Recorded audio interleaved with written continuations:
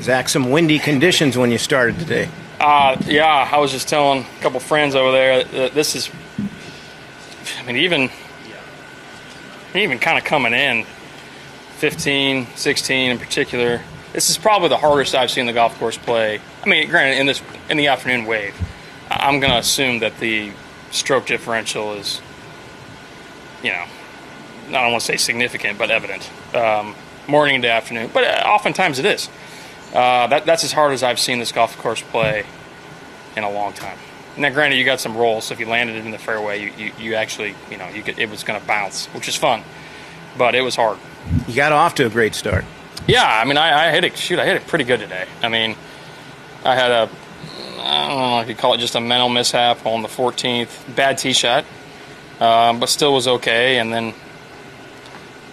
just decided to vomit down my shirt the rest of that hole. So other than that, I mean, it was actually pretty darn solid. I mean, I 2 missed tee shots.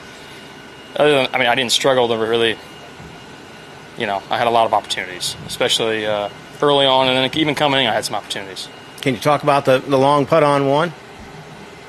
On one, the birdie putt? Yeah. Again, that's when you know it's hard. I had 129 hole, and I'm like, man, uphill lie.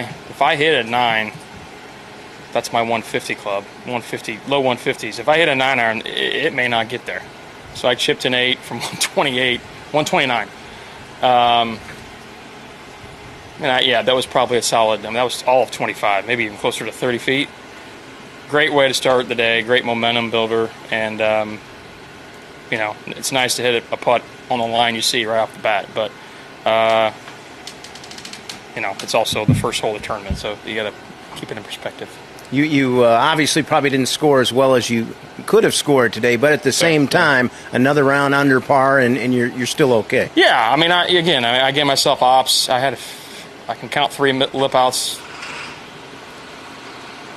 I mean, I guess you could probably say 4 on 14, but I don't think I hit the hole, so that wasn't a lip out. But 3 other lip outs, you know. So I mean, I putted well, made a couple, missed a couple. Yeah, I had ops. I mean, again, today was a day where, I mean, it was like, hey, stay to the fat side of the green. You know, a lot of times here when the wind is very benign and not blowing 15 to 25, it's essentially point and shoot, and then it stops, right? It plugs because of the humidity and how soft it is. But when you have wind like this and the humidity's down, the course dries out, and it becomes a lot more trying. And I think it's a lot better that way, too. So, yeah, I mean, I had ops, and that's all I can. I mean, I'm assuming Dylan had one of the better rounds of the afternoon. He shot 4 to 6 under. I don't know what he shot, but that was pretty solid. Yeah, you ended your round on a good note. You know, 17 had the birdie, and yeah. 18 you had a nice par save. I mean, how do you like how you ended the round? Yeah, I mean, you know, you always, as a player, you always go back to the last couple shots, and I did hit a good drive on 18, and I hit a solid 8 iron, but I had 7 iron out, and I'm like, yeah, I just don't think it's a 7, and I bailed on it. You know, it was one of those that was just probably bad alignment because I hit it solid. So, and a good up and down, like you said. Actually, could have gone in. So, yeah, I'm not complaining. 18 is a hole you're trying to make a 4. Doesn't matter what it is, where it is.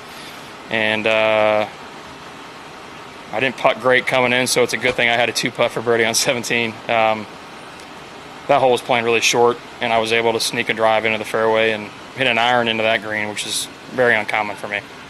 You've played this course so much. Yeah. And they've kind of changed almost from renovations of bunkers. I mean, do you ever see any difference? Yeah, no, it's noticeable. I mean, I played here so much that it's noticeable. Yeah. Does that make sense?